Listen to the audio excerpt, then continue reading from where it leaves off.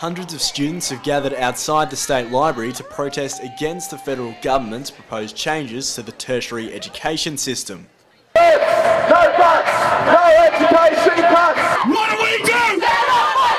The May budget's proposed education reforms would save the country $1.1 billion over 3 years. But students are concerned they will be unfairly targeted by the government's tertiary education reforms. The government's 2014 budget plans to deregulate the nation's universities and cut funding to higher education in Australia by 20%. National Tertiary Education Union President Jeannie Ray says the government shouldn't be making it harder for students to access tertiary education. Universities, whether they want to or not, will be charging more fees for students to pay. The Melbourne student rally was just one of 8 other protests around the country standing against the government's university fee changes. Students are facing the prospect of having to pay both increased up-the-front degree costs as well as higher lifetime debt repayments through increased interest rates on student loans. The Youth of Australia have called for Prime Minister Tony Abbott and his coalition government to reconsider their proposed changes to Australia's tertiary education system.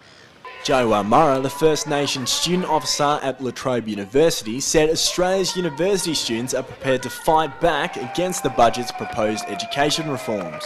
We as students are not going to go quietly. We're not going to walk away with a 6-figure HECS debt.